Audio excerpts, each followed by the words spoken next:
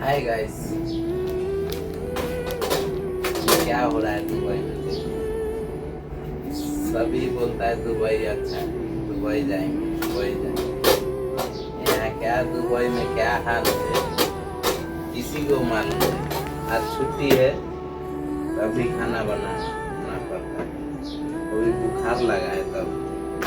इधर कोई पूछने वाला नहीं है। इंडिया सही है, हमारा इंडिया वेरी गुड।